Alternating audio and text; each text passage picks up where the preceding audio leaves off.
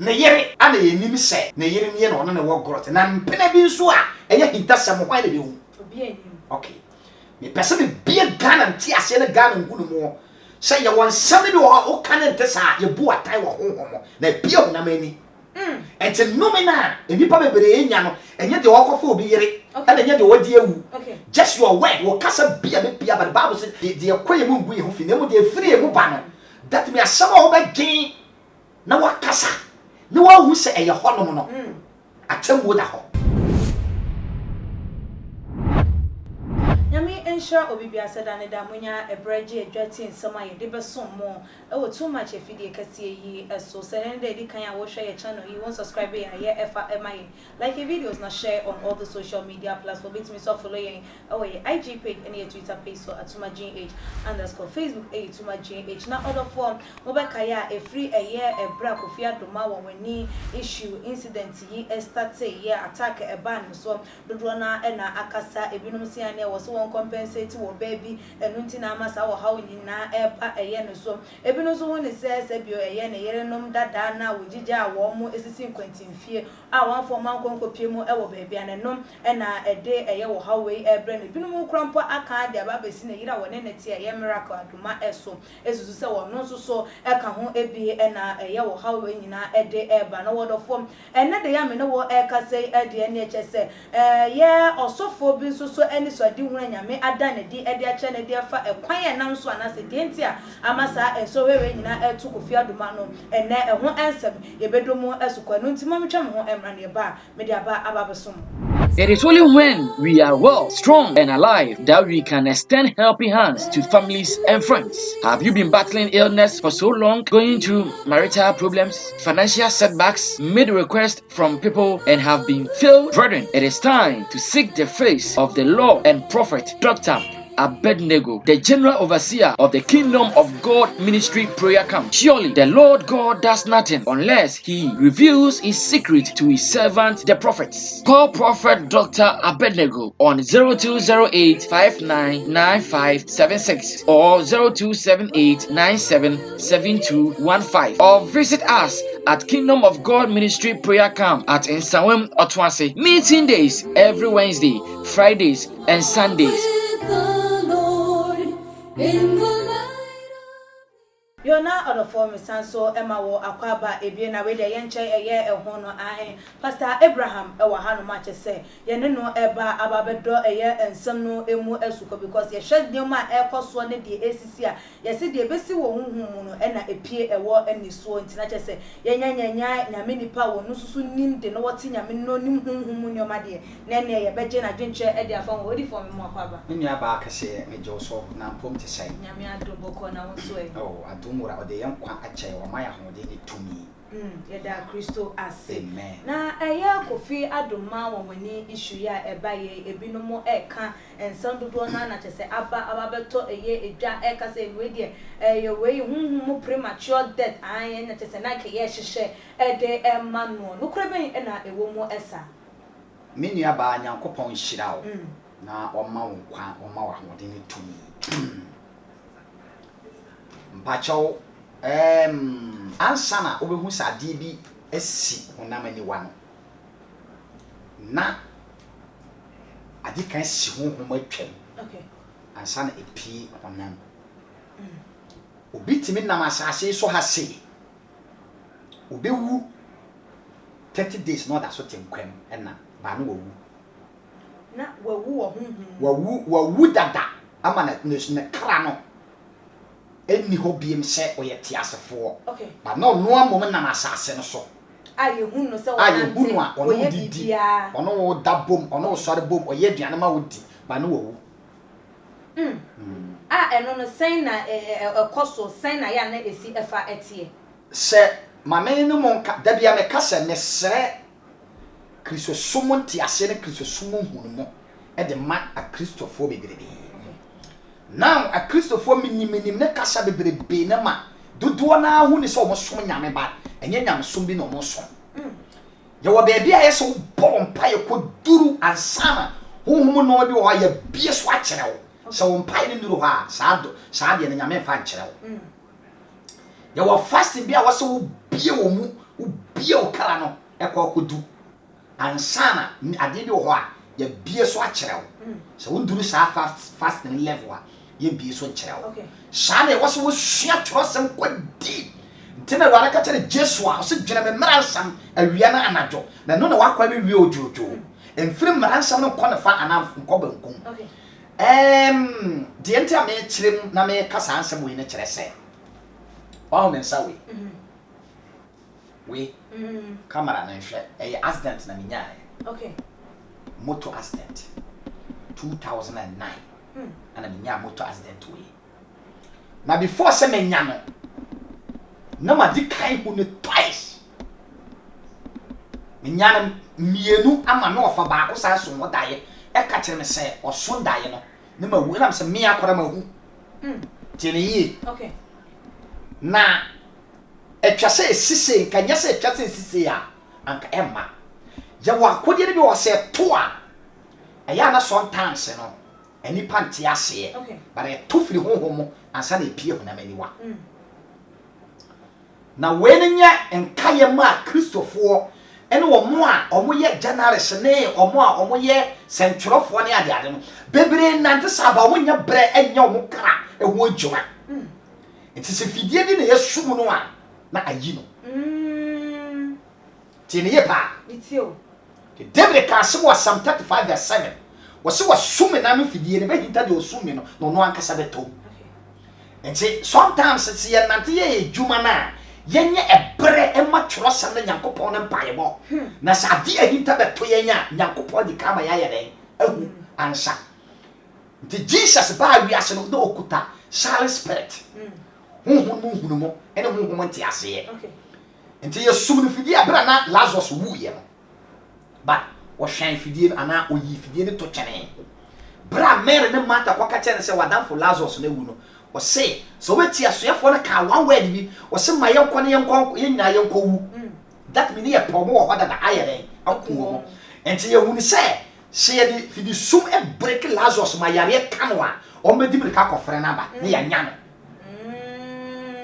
pacho ade de be si wo Bible mu bia ko honhom na busa na nya mo nkyirase ene mo ntiase ma honkonkon bia wa dwene mount ase ma honkonkon tum lidiu na mount ase ansa waka ho asem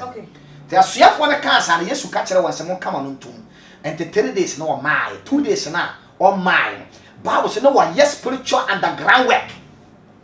wa Yesu sumu nyuma enipa o ma pere o ma komo no ma dwen e de twen no wa jo mo ho adwuma ma adane da no ma dwen ma sa dwen no mo nya ye nyina no e sa tene ento ko duru ya no o mo se mo ma yenko na yenko hwe ne na ada no so odo no onya no na ye nhwe ense no mo nyina ebi kutakuta abo na akode ye se ne nyuma na wie peye ya na ye tu asha no so wo ho no e fi de sum nti Bible se Jesus do ho no ano se Lazarus free bra ano o so free wufo me ye de e ba ye ento obai no tie osaka one way wose ya kyekere no Satan no so yes ane age Satan de wura enipa no mo gina no mo de mo hu sun na dika hu dada se ade o de aye Lazarus nti so woni ko deep a obehu na ye be yi no obe ko ba obe se wu na che se de obe ye no e ya san ewie peye ti Yesu ka che asuafo se we nya me madwuma me tumi na kura matara nti mo amon so de mo na mo sare ma no na mo nja no ho no onko nti asuafo sa so mo deliver no wo homa na ya manta kyekere ne nan ene ne nsan na no na de ba bia no na sa wo homa na asatete ano de no hokoye now Kofi Adoma wani me nim no pa me ne kasa pa me wono number wo ne bibia ne ne bonko mo kana na o te se emere bi na me ne Zion Phillips e ka asemi me se Zion me pe wasam sometimes what me interview pa ma me tumi so boade me ka kire na se oboade na sometimes nya brema okra me ka kire nya brema oden okra na man pai bonya okra no ho adwuma na se yesumu fidie wo honhom a wo me ne ndi sa ko na anche bia na me hu se the YouTube page na ba be break afi ontimi fa what do you call video bi anya ne ento Kofi Adoma wani ne so bi kwa kanda na yere dada ana ne mpena o se ne dan yo sansem keka no enya nsem a Ghana for se Ghana for ya kasa se asem ne sia ye nkonko busa ewade efiri hin ana enane hin ansa ne ya ka ho asem okay ento bia de ne pe we be ka eye ne say we be ka eye ne say we be ka eye ne say by the end of the day no ye wo bi so ha oni yere ni ba but ya kokuna to the kai ono so why ne kokunu no ampa choti okay ne yere ana ye nim se ne yere ne no na wo grot na mpena bi nso a eye hintasem why ne bi hu obi anim okay me person be bia Ghana nti ase ne Ghana ngunu mo say ye won same bi o kan nte sa ye bu atai wo honhom na bia hu na mani enti nomina enipa bebere enya no enye de wokofa obi yere and enye de wodi ewu just your word wo kasa bia be bia but the Bible say the free mu no gu ye hu fi wo say de koye mu no de koye mu gu ye hu fi na mu de free mu ba no that me asama wo be gen na wakasa na wa hu se eye honom no atemu da ho anya se ntrofo de ni atemu de ye na mo sa ntrofo de mo de agora jemu ne de mo be se 1000 years no komo ye kwankwansa fo ye gu ye bibia mo pese mo polish no na e mo ye de but asem bia be ka bia ye bu ho ata ye twere okay enti na Bible say atemu da no se nyame ye bibia enye fe na se me kofa obi yera enye me na mekasa wo me be mo na me de kofa obi no yere no be mo na be bie na no se me kofa asemisi wonan ya odi tu na mo ko ba bi na wonsa odi wiaye no wonan ne be kasa odi me nanto ko ha na wonsa no so akase me faaye okay mpa choti ne yi bara asama wo kan e dia to ade na esi ye no no na wonni ho adanse ne ehunhu no mo no na wo kana tara wa no eho da che ye bu ho atan ana ye busa wo nkyere mo a wo be kyera se esen now omunni brema nyamesem okay na sana me timi hwa na sa bibi se me mfre no na me tu no fu wonu nkofo dware pu emia nkofo bi wonu bi nema bi ho badwem no so wo ya elido to nema nyame sunsum ti wo a na nyame hohom ne adwane afiri wo mu na wa badam pan ti na che se eye nyame hohom ne firi no mu anu nti na nam so ma sa attack we bitimi call no so mentimi jeje no obi so be jeje me sa adente na me ko kase nyame hohom afiri obi mu but the Bible so wonwuma no ene be chere tini ye pa awade ka se bi chere sa Genesis 16 verse number 28 and 24 ebana was a Samson se me yime honhom firi wo Samson mo obese onipa biara patroti we ni se me yime honhom firi wo Samson mo a Samson awa Samson bo na ka chere nyame se enyi wo honhom firi me mo na ma yeso onipa biara okay the Samson no ye nipa soronko o se Ghana Christopher timbu sa ye sofo ana ye hwan wonya nipa te se me a masa sa word ne yenhwe ne yie so be nyame sofo ampase nyame na ato basa e mo ye den se da Isaiah 41 verse 10 ne ka no nyame na ato ne sade na basa to no so no wayi no se ba ye me difo a wonya nipa biara wo ye nipa soronko ko sunsum na tini mo no so attack no sunsum no na wo bedi akon odi for ekwan ben so na ye ton nipa ma eye enioma because wo honhom ma etimi pie eye eniso e wo nipa na brabo enoma ye ton nipa ma nipa eman ye nya nipa no eye ebi firi nipa ofiefo okay ebi firi namfo ebi firi yankofo okay ebi firi onante ebi firi odidie ene de ba eye kwan pi na wo sɛ da hu sɛ kwan we ne firi mo yɛ de eba nkyɛ na Nyankopɔn de ani da hɔ yɛ de amaye no ba empempi ne ya na ɛyɛ afiefo na ɛna ya na ɛta nipa no because sɛ Kofi Adoma wani o wadan a meni o han dan a meni o wadan mpacho wo so kwa wo timi di adanse o sɛ ni fie a okoye na no ne yɛ oh metimi si obi fie di ama no okay me wa bruchiri for me si fie me head ma si wo fie masisi dan ma wo ai ho safo na ho krata bi ebi krata wo me ho okay asa me de wo ko ho na me se fie me na masi a ye beji atu en krata so kura me nokre mpa che wotie ne yi eno nti no enye ho na ye be hwe no bai be ne se efie ni de obehu tama wo to asase ne tama wo ta si foundation ene tama ye wo wa ne ye ntwa wo be ma wo hu na enne wo ba be sore na wo se wo gidi wo ya de wo track wo okay enti bra Joseph som daye no Genesis chapter 37 no was a so that so do back where they are cotton. When you are can say my ton. Young ma or no beji and yammy and fa. And so on no anka Nimia or any free money back or right here, but Benjamin. Ruby, I had Jacob back kind to me, Catana said, Daddy. Joseph, no mamma, my yana sound, no so ye enemy. But Benjamin called me free man, call air right here for Monocran or Penasu say Antono. Okay. And so we are so when an assassin will ye be beer. So sumo fearful in a wound or daja. And the old Timmy yet, and the old. And yes, I need time as also. Na enu nti usuro fiefo anasesen because Bible say and your team no so so do we as the denti e na wo besuro eye wo bi enu nti be ka say menye bibi e ma efiefo ehu menya ba Bible say the team so chen de wo wi ase no ya na mo ya na makoto na mo de nan no ma me ka da kwara se no kire wo say Bible e base about some few people. Bible say be na ma fere won kakra bi na ma yi wo a menim wo na me nwan so nim me enti nye obi a wa so dem bo mpa bia nche se nyame tie ne mpa ye ne se wo ye bibi na wan sie wo ho na ofi so ye Kristo ni a wo di mu a e bia na wo nyuma bi ene Nyankopon emmara na emfante nyama nyame hohoma yere Bible say na nyame ho chief Saul ba na Saul ni okay ko si bra wo hu se nyame fa dae mo kasa nche no first Samuel chapter 28 verse 79 to dan ko komfo ba bi ho e ma komfo ba na de akontumi e fresh Samuel free Samuel poma no di 400 years wa Samuel e de ba asase so e ma na Samuel Saul be kasa okay mpacho ti ni ye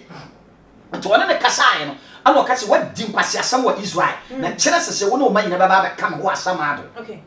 ba na so nim se wo de Awurade because no okọ odi nkunim wo betimi asida wo betimi atoka ba na nyame honhom nyame gade wo eno ye wiase mu ade enti so wo man no be ya wo de na ye wo se bibia ni a me yi a kire me nyame obi antimi nyame hwe a ya ko ato a kire te so odwan enti me nyame nyama sa enti the Bible say yeto ye no raka enti ska nyame nim se wa mai tumi wo bibia nte ye nya se de pa nko wan kan kire se yeto ye no raka na ye nkwa na aware every wakana Mika 7:5 on was a Mika 7:5 was say oba oda okokompo na miawa no wo ho wo yire kura na Bible say ka wonsam nyina fan because unim ada asabab ana unim wo yire no sunsum atini mo because Abraham ware Sarah na Sarah kuta ho makmako and so net Sarah ma Abraham dia tutena wo kina sase no so na so no onim ko siso tia ma chesa de kama chesa de katense ahon bi ene demons bi na assassin so tumi aka bom aye ken assassin so di wunya enti ne me dumi o nyina ayu ma firi ho na wo akwan asi wiye mpacho ti ni ye enti nyam som no so wo we the way a wotimi ya fasting koduru the way a wo sua torosem eko the way a wo mpa e bo ye duru kodu a eno na wotimi ka wonsam anyhow but so mpa na yes e wo ma da koro na wakobo anajo ba ko na wakobo a me wade bi wo mi so anajo ba ko ma so na ma mpa ba hu se Satan na di mi so just one day night. If you spend the day one day night and abra want me asora empire, why you born? And no crown what from but Christopher him say no dey enya we Sunday o kwada nyame asa wo wi ti Yesu ka tell the so for so mo nwan don hwere ba ko pon want me nwan and Satan no wadi mo so wo ka say e wo say nipa wo mpai bo endru baby wo fasting endru baby ansa na Awurade abie eye wani yes abre no bede wo hunu se wadru sam pempenso no with wo mpai bo ne bede wo hunu se we die madrum pempenso nyame ebetime bie mani e wo ehu sister se wo duru ho a enya nyame ne beka kire wo bie wanka se wo na wo hunu se ba bia wo duru no wait wo mo enti de ne be dance wo wu nipadua ma be ma wo hunu wo start se wo boss ampai na wo spirit no kora nya bibi ne be daddy wanka se wo na wo timu se wanka se tu bibi wo bibi o ye bibi onye nipa o firi nipa te dia wanka so wo firi nipa te dia enti enu no mu no wo se ye ton wo huhu ma o timi wo se ye ton enu no se enu kwa ye ton wa ento je wo my guy bi frame na nsen okay na o se o frame mi bi o gini mi bi too good o gini okay ana o frame so obetimi aye yankom asem bi ama no na o too good ni bebere ana mi nua de me number man ana me frame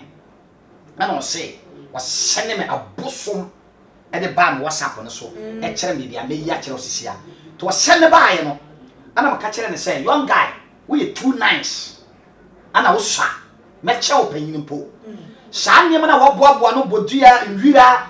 seriye hwan se tumi se mo no bibia ni Jeremiah 10 verse 1 to 10 was yenum nyina ye nipa nsa no adwuma no wontimi nya bone wontimi nya papa je bone okay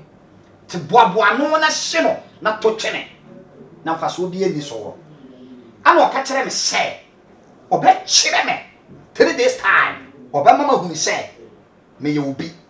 ana okuta tumi okay te me fira so dem eba ana me drive me hu se bibia be bo me ha se pow abra stia kutana enti me nim se ebia o se o ho a bi timi twen o yem te se ye senso tun na ade ade na me nim se saa ne ma na bi saa na boy na ye saa na me foko na se onko to abosom ne twen o ka chem se me twen ne me hunu no wa try me okay tene Sunday ayumre be 5 am drive Kofi te me do fi a bo na do be 12 no afi na me ntimi na ade no start active me yam boom kasa come say what am say no to me chance na me voice say nipa na okache o say 3 days time what to akore yi na to mana no say wa de nyankopon me ju to me efiri osoro me de boy me say ma twe ma to one hour time mo sa kwa na efere me life enya se bia dayem o say afi na ma hu ne say bibi ti wo na me ka so nipa hu ne keke sa na wo ye sofo na me se me ye sofo so what try no sa wo hu de wo sa me de ya na ma this wo pa acho nya sa untimi nya nipa die wa no ka che me se wo sere me de wa ye no wa fom se tumi ni kurawa utimi se tumi ye den e kura me ba me ni tumi ya kasa bere kama wo bu me ya gu dem anase kama wu akwasi ye enti ansana me ko no ana ko ka kire me papa nua pa yi ni se abosom we ya mo som no emfa sodie bia nya de eni mo nhye no anadwo me da hosa na abosom na boa no mo ba o mo bo 1000 me kire me sa wada mo se na jafi me sa tacho mo nyina no mo nyina ji boom me papa nua na ba na free school asante mampa ba no san isaku ba ya o se ne de wasachira ana odidi abosom tem se abosom ni mfa so na boy akora se ene waka ye no kore na papa se wo so wo ka ahwa na papa na start se okum aponche nkoko pa abosom echaw anye yi boy na bodama be sinne orifo ensema wo ka wo biti obeka sen ne mo asofo de se ya mo ka ne ma we de dada mama se de be ya nkrofo be frɛ mo na man pa obi afre mama ka asem nkyerɛw ene kore wo se de me pass me kyerɛ ma agidifo na kristofo ne se nipa bia ma ne mpa e won tintin enye frɛ me asem wo frɛ me kwa na wa anya din a ko de no to ame so me kwa me kwada o ana wo nim saa me nipa ntena Yesu Kristo ka kire suafo ne sai anadwo ne bonefo ne bam so ne so me gye mo munwan na mo ankonso bi meda ana wonim se meda okay bra Satan be to akode mada me re hu se Satan be to akode ntena so bo ma so me kire wo se asensore bo as a Kristo ni o as a sofo as evangelist o as a wan wo se nyina ye sompai wo man pai anu ye nam na sakode no to a antimi ampino enye me na mo tumi onyame na wotumi na odifo se ba no se tumi ana se efie eton eye wo bi no aya na eno no ye de nipa no ho ade na eko ana se bio ye ne mpabo bi ana eninyi bi ana se na taade bi ana eye sika ene ye de ton nipa no depende tumi corona ye de wakoja no okay tumi bi wo ho ye below nto be pe wo mpabo a obe pe o picture obe pe wataade okay sebi obepe oye oba o pants oye bema o spotter okay sebi obi bia ewo ho bia obepe but tumi a oye the great ni tumi ne wa higher level no on hwehwe sa anema no ya fre ya do buy na ono atime ka kire o se o de sei ni ntina o de buy okay ono aye ne nwoma na wi a no wa fre nipa na be gina o se hwe enya we ntina o ba sa o pese ye ni sei me bo san no wa ma osako nto be fra o spirit no wa hu lord ni okofa obi pants de akọ ye be frɛ wo din be bɔ dan no ho ne ya wo se kan ana ba bi o musunsum nnwuma no wo no o be frɛ wo kra no ama na ba ho ne ya wo se kan na em physical spiritual ne yaku em physical na aba ba ye wo adwuma obia na wo frɛ eye ne honhom a opie e ma wo mutim didi dwuma ma ne yeye enye obia akwa na obo dan Mark 5 no verse number 4 hokɔ no wo se na wo share Jesus no ka kyɛn sɛ menimo sɛ wo ne Nyankopɔn ba no na me do Nyankopɔn sɛ hwɛ na mfa wo sanka me Yesu busa na sɛ wo din de sɛ wo sɛ me din de Edom wo sɛ obusa aye nti na mka Kristo ni bia wo ye bia busa Yesu Kristo ko busa aye nti wo musa na ade nyina sɛ nyame wo hɔ Yesu wo hɔ nyame wo hɔ bɛkɔ ko wunti Yesu tame no ana sɛ wo kra e fra wo sɛ me de Edom ana sɛ ne sɛ mo ye Edom de me shamo sɛ wo Yesu Kristo na sɛ mo pie fredi enko na mo kwasane prekobuo no ena aponom ene nua ne abotan ne mo ntututu mo kogu ho nti na botan bi wo ha demons wo ho nsuo no demons wo ho yo dua bi wo ho a demons wo ho enti sɛ obi trackewa you matter how say this will to me no level no jane wo mo anu ma den nto body Abraham na jane start e pache na ne to me no no as mo jai di ne bo sa level no e was so called higher rank wo free honam mo engine car engine ntina Samuel mo no mo ye edifo na asofo mo free ni party bia no akwahye wurem ene akristofo na say asofo no e ya na asofo ba nya pa mo nya papa nse ne yen because mo kwa mo ye bonfo se ne yen o basofo no no be hwe watade e hyewo o be hyewo mpabo e hyewo o be hyewo car odem obehefia wotim saa nyoma we nyina na yese kwatere kwaso obema ntuma tie ne din enti nipa na wo so wo boa wo na wo se wontie ne mu ana ono a watimi aboa Yesu bai no wan toponko Matthew chapter 21 obia funum ponko a wachichere no ana wakosane no enti ne Yesu no ni tumi Peter no ni dan no ni tumi Elisha no onsi swara dan no ni tumi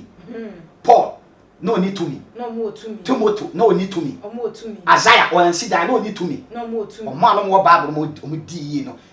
Solomon Monet, or him a Bissabamo, NSI, yes, Aramatia, John chapter 1938, or Mark 1542, second Corinthians chapter 1, verse Solomon, no more for no one else of war. And just of quality yet to me, and yes, he can't die your car. Ba Christopher na maye kai kwasa adie no sofo de o ye sofo wa so dresse o ye sofo de wa so se atade papa o ye sofo de wa so se mpago o mo ne de sa na da na ehunu de nyame ayama no de nyame ayama no se mpacho tie de nyame ayama no se de firi o mo ade di wo mu etimi gidi papi o mpochirem to me no e na wasa sofo no ye mai ho kwan ma Holy Spirit no e dware ye because mini aba ye ntia yi pa ye wa yare bi wo se de ba o China woni tumi a wotimi tu ho ho no nipa ba sa de yare no fira so fi ho akọ Yesu ba wo se de yare akọ no wasa akọ back o fa yare nko miti Yesu san fa yare no nko wa o yi wiase mu no ma firi ne mu ka edan ne sa ne mu ntina Timothy katere Paul katere Timothy se mu ntumi nya te se me because mu pia mo wa yere wa ma mo gine fie na me de me pia me ko nti tumi a Paul nya Timothy mu antima Barnabas mu antima anya sa tumi no because mo wa yere no wo ma o wiase adwendwen amene wo Orifo won kasa ye mu no wa ma ye hunu se eye wu otumi du ba bi akodie bi wo ho no mukrampo na entimi emfa emba na entimi mra wase so ye hu asofo ene mpanifo ana se nkrofo bi asabio wo mo ye akodie bi abo wo ma wo matimi aba efo na tese wo mo no wo mo empene ye ana yetimi afre wo mo kra yetimi anya wo mo ma enne wo mo enwoma bi etimi ayeden adane ebutu Deuteronomy 28 verse number 8 was say ana some me baho me egu so kasa na me kai Deuteronomy 28 verse 8 was say na Awurade ba bo ho ban woti ne ye na wa hwaw so ti ne ye oba bo ho ban na wa ye den wa hwaw so enti se o firi nyame kan a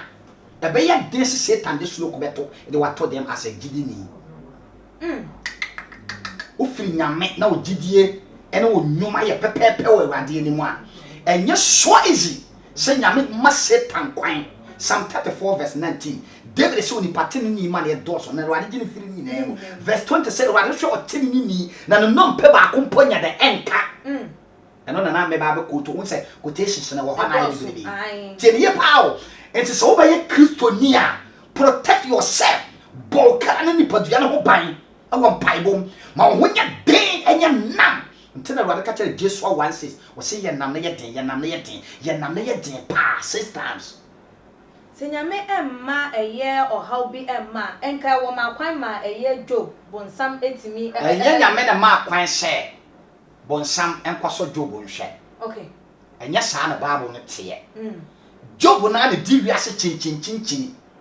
ana sorry bonsam na ne di wiase chinchin ana wakoto se Job gina ho ana nyame so te so na hu se wanante akopie ba dia Job wa ana obusa ne se wo mako ho agene bi ana ana wo fe nyame se me ma wo Nyankopon hu se Job fi se Job do ondo enam so wo de ne sato ne dwapade ene de wo nyina so eno nti na Job ye dai edo o pa ja yi no nyina ma ne hwe se Job sa kan sempa bi afa wo se wo ma kwan ana nyame ka che de se ne kra de masom ba de aka bi am de amount okay Job antimi angina saa se de Christopher ne da yen no there is some time was Awurade adan na wo ma me kra ebubu na me kra edi ewuri se hwehwe asama do kira kwan okay o ka kire nya wo se wo ha me kwa nti Nyankopon ne Job nya problem of Job 35 wo se Job ma me ka asem nkire se wo firi se wo ye tene ni a wo nsama de pa be na wo de ama me Nyankopon da a wo tete ne fofuru so kwa no a Nyankopon yeah enti dente na se Job mfom wo se my heart is broken wo se makoma bubu na me kra edi ewuri se hwehwe asama do wo se ma brebu kwa Job ka kire Nyankopon se wa brebu kwa enti anye easy amana sa name de wan tumi ampa no ho awo nyame mu no se wan kase nyame so mensom biem Job 2:9 ayem so ho ana na yire ka kire se dom Nyankopon no so ba me ntwi ni nti wasem aho eno kwa na yemfiti asere ba eduru ba bi na afe ne namfofo ne ba ana onyame ne wo hen ana se ya to wo na wontimi ka bi man afe eduru ba na Job nya bambuo enye easy sa na afe ne mpai bo bi o ataka nyame nti nyame so no so ma bo mpai ho ban gada wonyuma gada wonshira gada wonu nyam gada wonpaja gada wokara gada wonpondin na Satan antima bawuram so bawuram a wodi abro wotim ba Onyankopon din biem na wodi akwa asama do pon odi for sabre obi etie wo a wo kọ eya woyehia mu onim se ade we a eye mie ya na de etu mie de ekoso wo me nipadua mu ana mabrabo mu eye me dada sitina mu se ya ton me abusuafo na ton me ama eye nneoma bi no mo sa na sa woyehia yi na sabre wo te won ka dan na wo beka ede a kire se nipa wonim se sometimes a Christopher no bebelebe aha sofo no e wo kwan ben so obi kwat mis discuss and sofo no wasa aka chen sofo misika ne sa ba beje omo yeda se de wo anya de wo hwehwe ama ne de se dia na wo yen sa na Christopher tie okay wontimi to nyame tumi nyame tumi no ye ma na abawo so nti se ye de awato dabi ye nyato papa na ye ade a wo se wo ye ina yi woni free reply okay se ade a me ye ma nyame ne me pe ho muaye okay san emma a Christopher sa de we me kana ye 2D ana me de ba ne no Colonos according to Acts chapter 10 na papa ye na no wo ye no o ye ne se o ye ma Nyankopon ma nti nyame na de tesoro na o ka kire na bofo ene na ede se Colonos na papa ye na doye na ayen ka ye fadum abaso nti mo ma ye nkwane ye nkohyira no wa kwase se o ye na wajibi nhyira okay pa cho tie ne ye sa wo ye papa wo de wadwen to so saa wa ho beka se nyame ni ho mpa cho tie ne ye nti ama Christopher nyina hwiase because ye dwina honam me de sika ko masofo no ye na anye yi a wadada no ya zan o ya po boni ba sofo ntimi ade nyina ye o sofo bia ni wiase we mo ba ka chem so timi ade nyina ye je Nyankopon no timi ade nyina ye te ye sere o te o kan 1 Peter 4:7 o se ade nyina ya fa nko te sere na mpai bo mra na ni no be yo nti se me de ko no onya nyo ya tumi ni wo me nti me frɛ me sa zan ana me ya po boni o ka kire me se me mo afare na onye se na me boya amen nti a Christopher bebele be ko jam because of ya dwen enya papa kramani somnya se ni obi ana se bi wo frɛ pe empire ba na bibia wo na emuaya no asofo de ayemra hye unya tene won sa ya do ayema sofo a wo so som dada e mo hyira na be firi wade ho abaw so straight ba se me yare sofo jisika we na sam yare me kuna jam me bo afore na wo ma be ma na san baba ana me se ananse sam na de kwanya me som no mo adwaye na papa no guso ya nyame na de hu sa esese wo de waware ma esese wo de usika sam sa wonsa esese twase wo ye wo se nyame na ate so na ne frae na so nsi but wo de no honam ne kane a enti Matthew se de oye papa no so hwe ni pakatua no obetwa mporoye na de oye adwaye ana de oye papa no hwe Nyankopon mo enhyira no ono na obegina kosida Odifo ya bre no aye ebre ye nkomo no esie a enisa wo bi etie wo na obepese wo na obetwetwe eye enkomo na wo do telephone number na wo find out to dwa na ye de asi me nua ba nya me nhyira wo okay me WhatsApp line no ye 0200 55 63 76 WhatsApp line 0200 55 63 76 ana local obi pese o ba asore no be gi adwenkyere ana ebi o wa burukyere amano ne o pese o gi adwenkyere awa na ha wo ho a eno na WhatsApp line de atodwa ana local eno so 0242 53 64 15 kai se asore ne wa Amasama 3 junction Kumasi ehwa Moro market eno so branch ne ba ko ho ni pane fra o hawo ne asote bia koso bia no ye nyina no ye beka kan ya adwen bo ne ye hwede Nyankopon tumi e betumi aye yo odifo ye beda eye wase na odofo ye Pastor Abraham ene no atwetwe eye nkomo wa biebie nyoma eni so de akire na jese won so wo adwinkyire bi ni nsebisa bi a comment section ho na wo de aba beto eye eho ha ene di mo ese media ene ekwia sikapa makram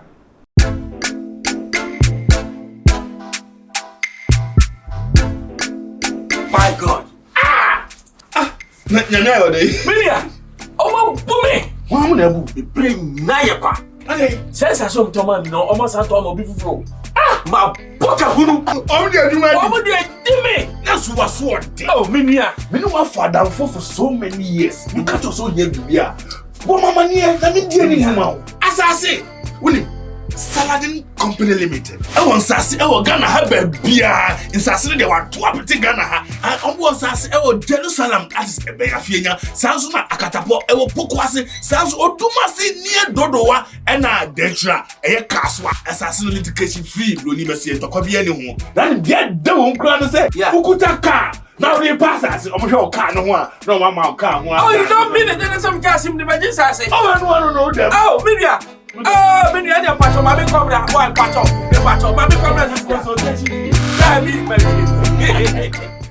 Ahaye Isaac Nana Obiri Yeboa Enterprise. Yede kunja papa nkwa na yedele. Se ope ekunja papa abla Isaac Nana Obiri Yeboa Enterprise. Yewa kunja bia wa ha kunja bia ope bia. Egypt ekunja, Germany ekunja, Italy ekunja bia de bia onim se ye kunja papa no e na Isaac Nana Obiri Yeboa odele with. Ohwa kunja amesimu. Na wangasa ohwa kunja we Egypt enye China de ni. Eye Egypt akunja. We share bia no class de bia nete e bia papa every Egypt a de aba we ye de ma etufo bo e ko je bia ope wasase we so na Obiri Yeboa nko na betuma mo China e kunja pe e na ye ni bi but e kunja bia country bia kunja ope no ye de wo se bla na be challenge yen na be bi say e kunja ope say ye ntumi enya ma wa bla Isaac Nana Obiri Yeboa Enterprise e wa be kan free pipe junction ho na usane first round second round no Isaac Nana Obiri Yeboa Furniture Enterprise ewo ho. Se o pese oni Nana Obiri Yeboa din kita ho bia. Fre 0558 78 2268. Ana se 0277. Tie no mani ye 0277 469933. Ekunja bia o pe no. Isaac Nana Obiri Yeboa no ntunchia. Se o pe kunja we ene ne mpa seka. No ma no fre no ma no Isaac Nana Obiri Yeboa be ma we kunja we ene ne mpa. Ekunja bia wa ha bia wo pe ene ne mpa seka. Nana Isaac Obiri Yeboa nko na ebetumi ama obi e wo Ghana ha